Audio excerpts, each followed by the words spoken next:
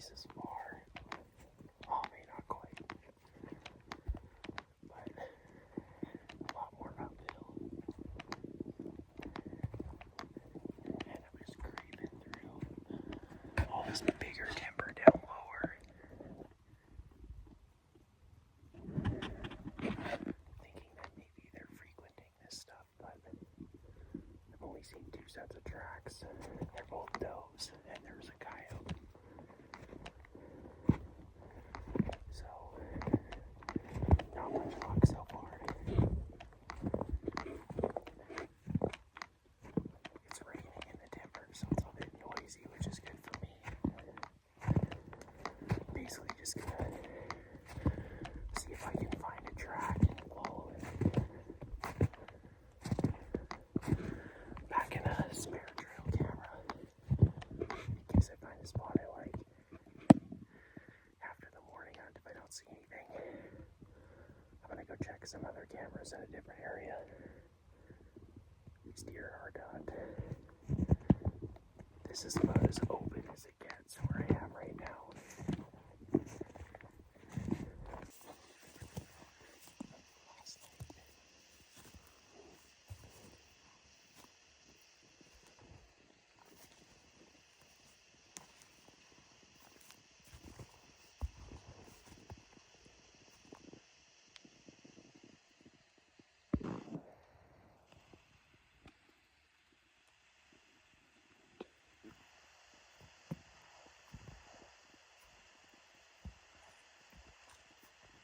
I made my way through all of the nice timber up into the general thick stuff that the bucks were hanging out in. The majority of the cameras in the area weren't showing a ton of activity from the last day, but I made my rounds. On the way back down, I ran into this little family of deer. Mule deer are funny creatures. At first they were spooked, and then I basically just didn't move, and in typical fashion they got curious and came closer to me. The top deer in the screen right now is actually a little button buck. Super young, probably this year's fawn. Mule deer encounters like this are truly what make hunting these animals so much fun. Although hunting in the thimble that is the forested mountains of British Columbia can be a nightmare on your head, if you can push through these sombering low moments, it is eventually extremely rewarding. It's like looking for a needle in a haystack, except the haystack is millions of square kilometers. Through years of beating the timber, we have learned that hunting where you have an edge over the deer is obviously way more beneficial than pounding timber. We essentially have spent years beating our heads against a wall chasing ghosts, where if you can put yourself where you can see, it just is so much easier. So you may ask, why are we doing this? Why do we put in so much time to hunt where it sucks for us? Well, the simple answer is, when you eventually put the million-piece puzzle together and you have that great success that every hunter out there is looking for, there literally isn't a single thing in the entire world that is more rewarding than completing such an adventure. Getting your target buck on the ground after literal years of work at times is so emotional and grounding that it is really one of the core reasons why I love this style of hunting so much. I grew up doing it, it's in my blood, and it's something that I look forward to every single year.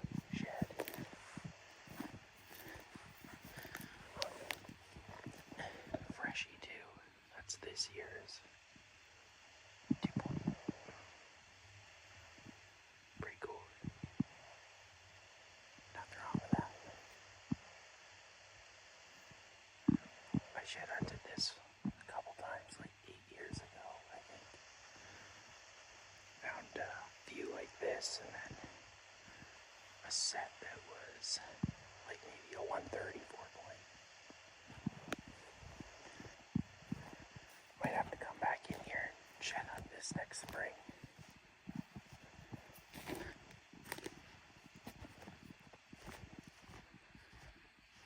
I haven't bumped a single deer in here at all.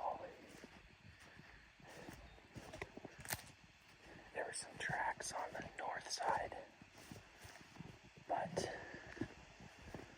nothing anywhere that I've walked that's good walking for me anyway.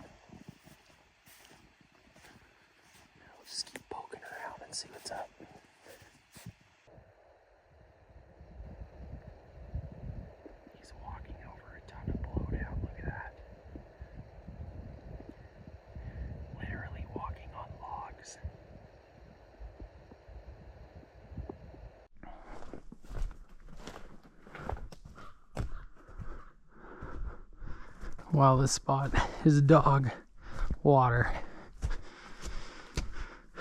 Used to hold some deer this time of the year, but I only saw a few tracks on the road lower down and a bear up there. And other than that, there are no deer here right now. Maybe come back a little later in the year and try again, but they logged most of this mountain, so don't think it's that good anymore, which is shitty because once upon a time it was awesome.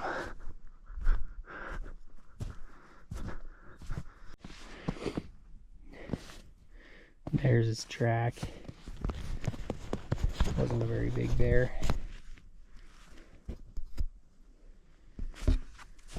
I must have just spooked him. He's running.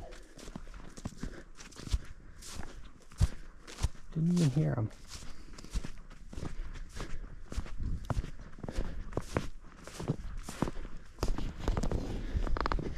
Five deer today.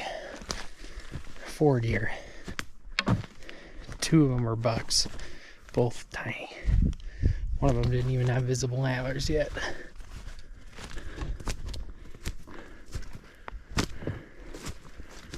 Maybe I'll get out of here and go check another spot.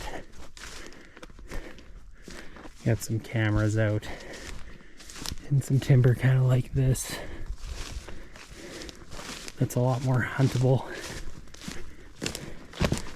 That's been out for a couple, 3 weeks, so I can go see if there's any deer that moved into that stuff yet. Because there aren't very many in here.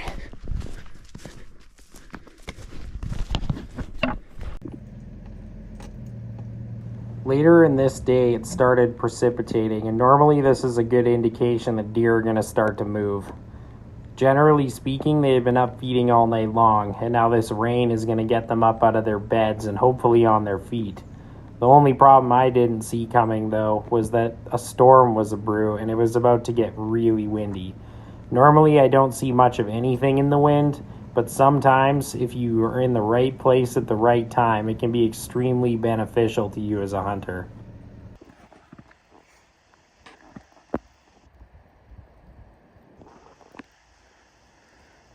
In a bunch of intersecting trails. There's one coming down here. There's one coming in here. There's one going there. There's one going there. Should get some deer. Maybe not right now, but this winter for sure. Gonna go for a little jaunt in here and see if we can spook something.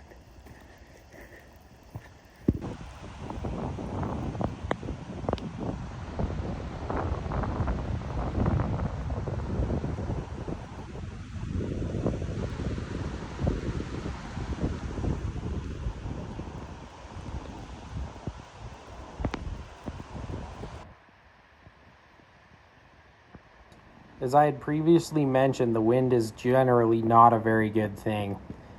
It gives you a direction to follow, and I did that for the better part of a couple of hours. And on my way back, I found myself in a little hole that was very protected from the wind, and this buck was bedded right in the center of it. It was quiet for him, so he could hear anything walking up on him, and essentially I walked right into him. He had no idea I was there. It kind of scared me because I didn't see him, and he stood right up right in front of me, and I just didn't move. One thing I've learned with bucks, especially younger ones, is generally speaking, if you don't do anything to be the aggressor in the situation, they'll generally act pretty calm. This guy stood in that first position for the better part of 2 or 3 minutes before he finally decided to move. And once he did, he kept looking back over his shoulder to make sure that I wasn't following him.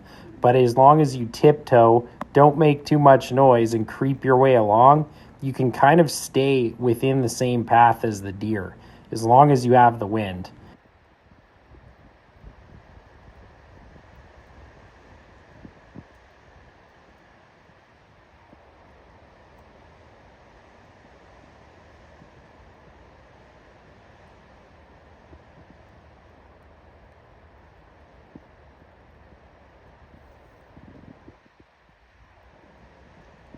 Mule deer or deer in general do not see the same way that we do. Their eyes are extremely honed in to detecting movement. It's how they avoid predation. So if you can follow your way along while he's not looking with his 270-degree vision, just make sure that you're still when he's facing you or he has his head cocked back. He won't be able to see you. But the two things he does have against you are his ears and his nose. And as you're about to see right here, he is watching, listening, and smelling. The wind is doing pretty much a consistent movement right towards me, but he's trying to get a sniff of whatever it was that he just bumped into. And if he catches that, he's gone. Luckily for me, on the wet day, it does help to prevent your scent from drifting too much, and he stayed calm, and I was able to follow him for quite a while.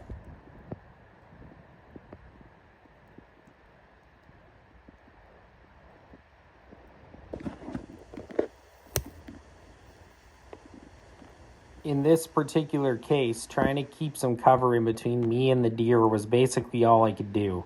He was looking in my direction, but he had been around me for so long now that I'm pretty sure he deemed that I wasn't a threat. This had been going on for almost 10 minutes at this point, so I'm pretty sure that he assumed that I was just another animal in the forest. Slow is smooth, smooth is fast when it comes to deer.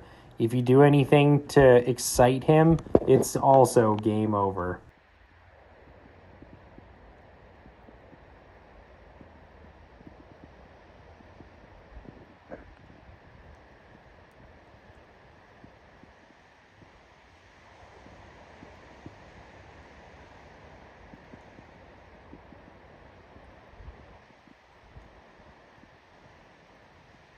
With all that being said, this guy, he was pretty relaxed. He is a younger deer, and generally speaking, for it being October, I'm pretty sure his guard isn't all that high. He's not going to be chased by any winter predators like cougars or wolves, and in this particular spot, there isn't many of them to speak of. So he's relatively unpressured by all forms of predation.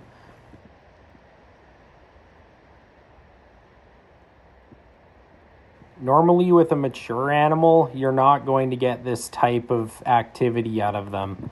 They're going to be all senses spiked up to 150, trying to avoid you at all costs. That's why the majority of the encounters that are had when still hunting are extremely fast, and you have to make split-second decisions. Seeing deer like this is almost a regular occurrence. Younger in the gene pool, they're not exactly the smartest animals, but they are still a hell of a lot smarter than you in their bedroom. That's why when you're going after a buck, a specific one, it is such a challenge in BC. It's literally one of the hardest things to do. Track down an animal that has avoided everything that is out there to get him for years and years and learned all of the tricks of survival, only to eventually run into some stumbling idiot in the woods like me with a gun. And even that being said, the rifle isn't an equalizer. They have every single advantage over top of you in every way, shape, or form. Timber hunting for a mature mule deer is what I would consider to be the pinnacle of all forms of hunting. In my opinion, there is literally nothing that is harder to do in this province. Right now, it's the middle of October, and there's only one time of the year where a mature animal is going to give you the time of day, and that's when he has the one thing on his mind, and you know what that is. It's a brief period in time that we all look forward to every year, and that's the rut. October hunting, the deer are habitually nocturnal, so having occurrences like this aren't exactly like every day, but they do happen. You just need to be at the right place at the right time. Today, all the stars aligned with the weather and the conditions for walking. It wasn't super loud. I was able to walk right in on him, probably asleep in his bed, and I got to watch him for quite a long time. It is something that's really cool, and I hope that you listening to this can strive to have these opportunities of viewing wildlife like this. Maybe some of you would have shot this deer, but in my opinion, he needs some time to grow. There isn't a ton of deer in this province at this moment of the upper age class, so the more of them out there, the merrier. It's still really early to be hunting winter range, but I'm doing my homework. Walking around and picking up the odd treasure like this lets you know, kind of generally speaking, what the genetics are like in the area.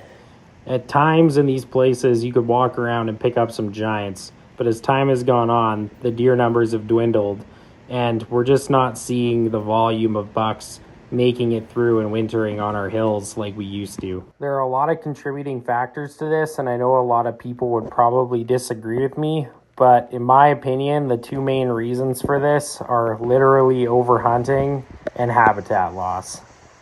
The deer simply do not have the same volume of timber that they once did to survive the Canadian winters. All it takes is one really good season and it wipes out a pretty good chunk of the population. Multiply that with there being a lot more hunters than there ever once was, with a lot more access than there ever has been in post times. The deer simply don't stand a chance. In my opinion, if you want to have bigger deer or just better hunting, be selective in your harvest.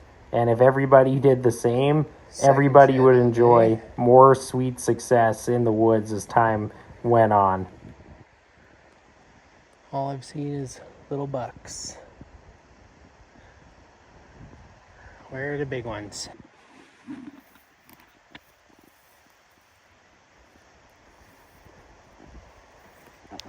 That's brand new. Because then it wasn't here 2 days ago. It's one of the bucks. Well, I hiked the whole ridge, except for that stuff behind me, which I could walk, but if I do that, it's gonna be pitch black, and I don't really think I'm gonna see anything today anyways. It's way too windy. So I think I'm just gonna check this camera and work my way out of here. I did a lot of K today.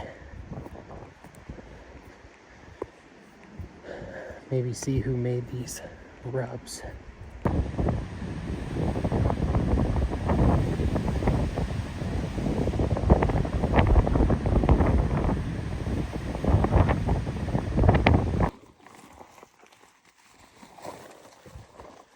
It's outing number 14. Trying to get a look at one of these bucks. I put a new camera in when there was some snow on the ground a few days ago. I'm gonna still on my way. I have about an hour and a half of light, and I'm gonna try and be at the camera for a little bit before dark.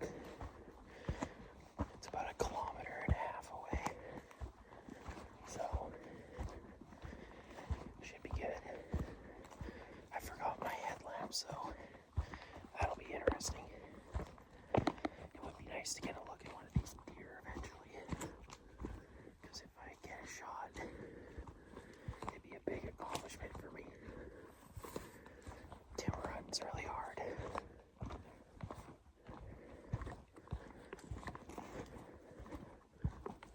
Let's go get him. As I had planned, I had made my way towards the camera that I had left out a couple of days before. I ran into this fresh rub, already knowing that the bucks were around. It just reinforced that ideology. I had to climb quite a ways to get up to it, and when I got there, I had checked the camera only to find that the card had malfunctioned, and I hadn't received any information off of it. Trail cameras, I rely on them pretty heavily. I kind of throw them all over the place anytime I'm curious in an area to see what's going on, but they're a double-edged sword. And on this particular day, it really did shoot me in the foot. Although the extra set of eyes in the woods were the only reason that I had these bucks to hunt in the first place, it really did cost me dearly this day. Little did I know, the buck that I had just spent 2 weeks trying to get a look at was bedded right below me, and I lost a little bit too much light. I thought it was over, and I got impatient, and the encounter that I was about to have was what dreams were made of, but it didn't end up working out. Okay, so update. I'm a couple 3 minutes from the truck now. saw one of the bucks. I just saw him too late. And I feel like an idiot because I played that whole entire stalk, or whole entire still hunt to perfection. Played the wind, what very little there was, it's basically dead calm. And I walked excruciatingly slow. And I got to the camera, I checked it, it kind of burned a bunch of time, which is why I got to where I wanted to be so late, because I had a card failure. So good thing I checked it because it wasn't collecting any data, but the camera was only like 300 meters from where I saw the bucks, and I had to climb this big ridge. I got up on top of this bench, and then I crept my way over, and just as I looked down, like, I poked my head over, looked down at the bench. It was about 80 yards below me on a pretty steep angle, and I didn't see anything, and the timber's like big timber full of regen. And then I took like 2 steps, and I just felt like an idiot as soon as I did that, because I didn't take the time to pick up my fucking binoculars and look like I had been doing the whole time. But it was starting to get dark, and I was just kind of in a hurry, and you know how it is. But anyways, the buck like stopped.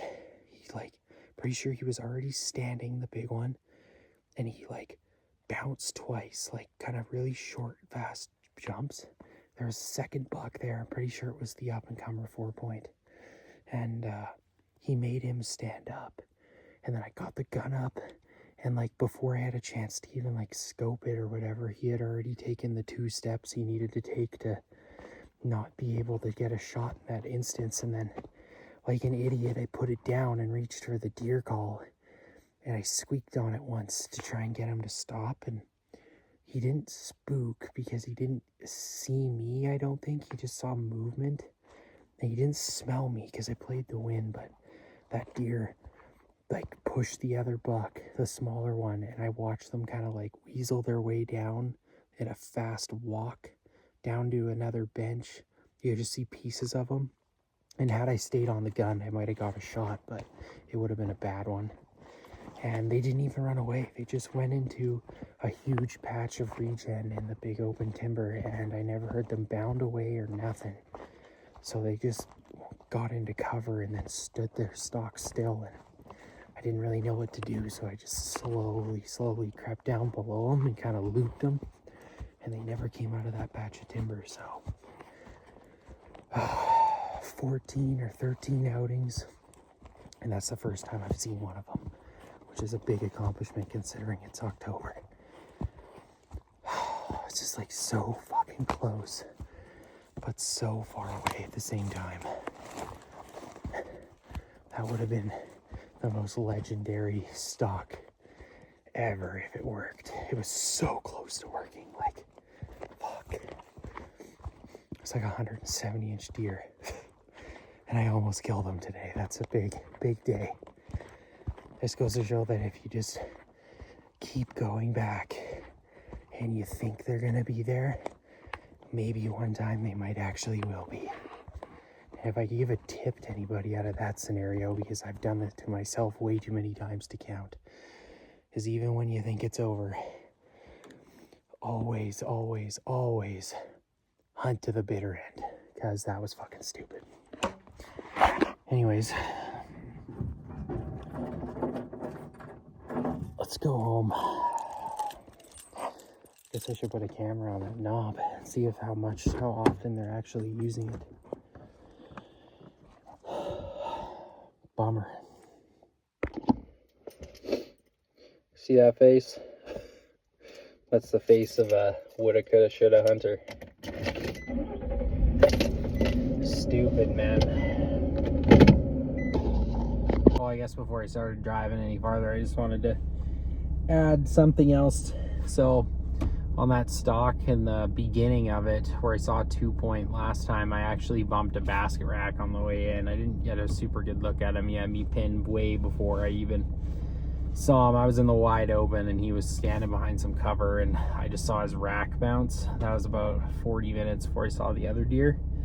But yeah, I mean, what I saw tonight was super typical of like all the homework and stuff that we've done over the years with cameras, like seeing those 2 bucks together. This is the 23rd of October. pretty soon, like in the next handful of days, the bucks are going to split up and they're going to start searching. But this is about as late, I think, as I've ever seen bachelor groups like still together in one little pod. But it was exciting, and I don't know, this isn't where I'm going to put all the eggs in my basket for the season, but I've just been trying every day after work as much as I can, because I don't know, there's not much else I can hunt. Like, I know there's deer here. I'm not seeing very many of them because there isn't very many of them, but I'm just trying every day, and it is working. I just messed up, man. That was a potential tag season ender right there, and it just didn't work. So needed to play it a little bit different. There's no use feeling sorry for myself, I guess. It's just a bummer because you go 14 times and then you see the deer you're after and you don't get them. It's like, how many more outings do you really have to put in before you get a chance to see them again? So hunting thick timber is very hard. I have a lot of respect for anybody who does it and is successful at it. Anyways, let's go home. Well, update number 15 for hunting this buck. I came back in the next morning because I didn't have to actually get any work done today, which was nice. I just bumped one in the straight up and down stuff. That's really open-ish, but it ran left on my side. I'm just trying to see if I can come out and cross that. I doubt it will, but it would be like a 200-meter shot if it did. If it's even one of the bucks, but I saw 5 does this morning, and buck when I was driving on the road, standing on the shoulder, that I didn't actually get a very good look at, but I just know it was a buck. And yeah, I've never hiked down this low before. It's pretty steep.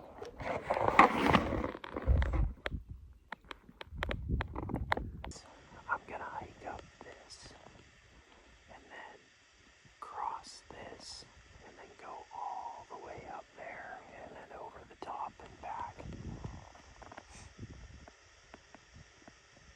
I have to go back up to get out, so that's gonna be a thing.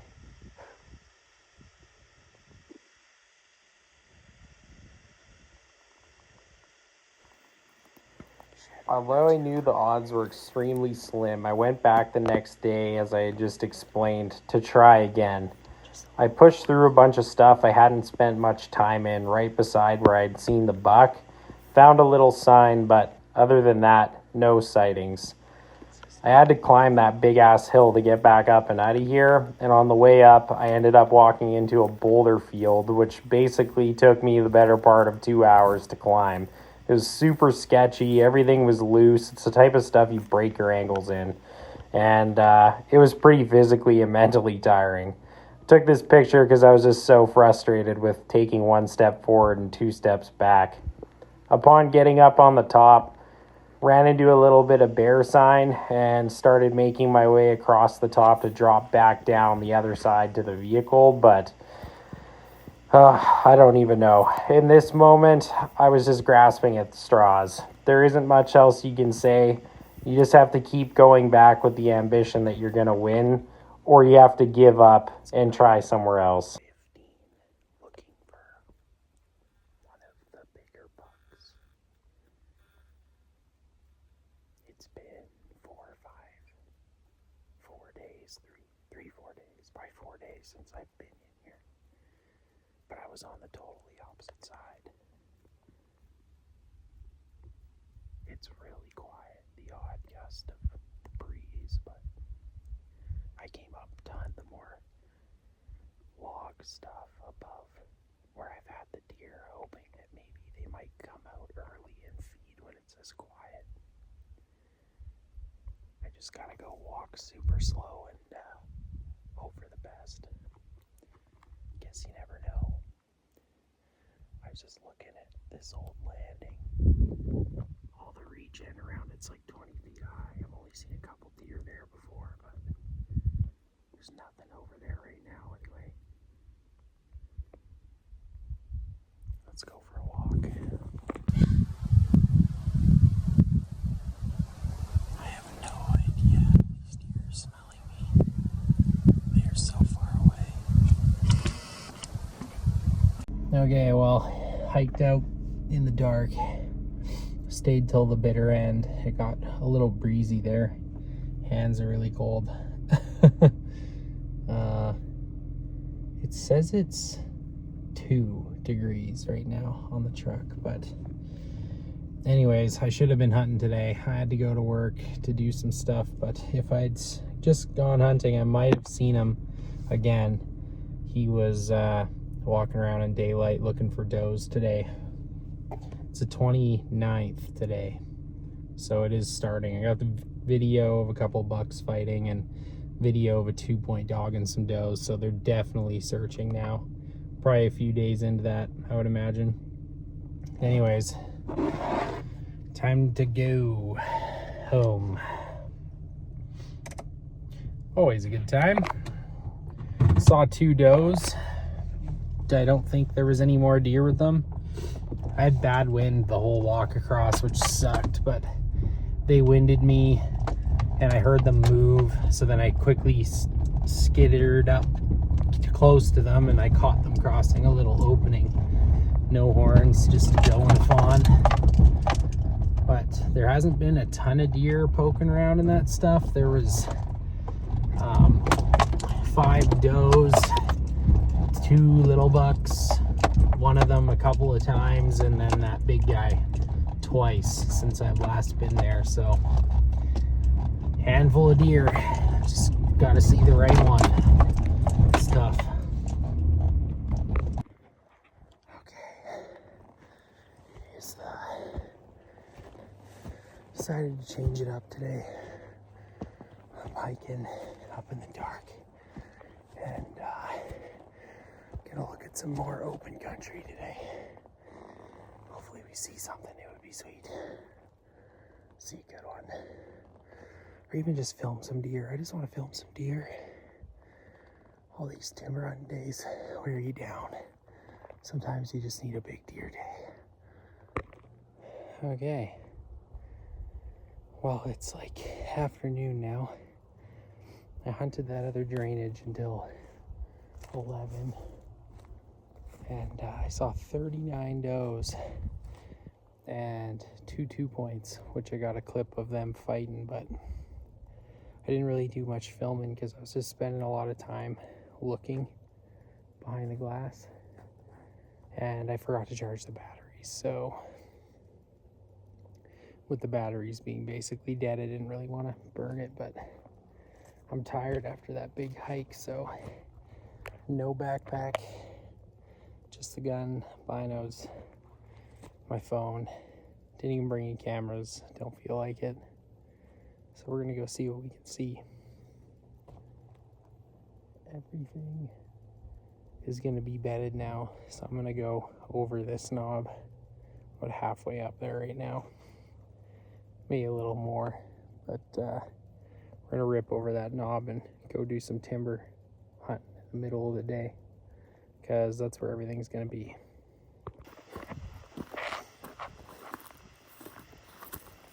Well, as Murphy's Law would normally have it, I probably should have brought the camera along for this hike. I ended up running into a couple basket rack bucks, one of them being legal, and I had a little encounter with a 2-point at close range. Shortly after, on my hike out, I ran into a group of hunters and had a friendly conversation with them on the hillside. As we were talking, one of their kids in the group pointed out a buck coming down the hill, and it was a medium to bigger size 2x4. The one hunter in the group had never killed a mule deer, so he lined up on it to take his shot. I stopped at broadside for him. He pulled the trigger and didn't actually connect with the buck. After that, he went off chasing it, but I never did find out to see if he ended up tracking that thing down. Guess it was better luck next time, man. This would be my last outing in this particular area. Well, first and last for the year, I should say. Because after this, on the way home, I made a pit stop and ended up breaking a leaf spring in my truck. It pretty much cracked right in half, and I was lucky enough to be able to ratchet strap it back together and limp it home. This would be the complete side, and this was the completely collapsed side. So I was out of the game for a little bit. I got to work wrenching on my truck. I ended up ordering brand new leafs, all new suspension all around. It's one of those things you have to pay to play if you're going to be out hunting in the backcountry of BC. It's hard on your vehicles. Not only that, it's hard on the pocket just for the fuel, let alone the parts. Soon enough though, the truck would be fixed and we'd be back out there looking for some new deer in a new area. We're really looking forward to it because now we know bucks are out there pre-rutting and chasing, even searching for does. This is the one time of the year that we really look forward to, so I was really eager to get this thing back on the road and functioning. It's go time. November is here.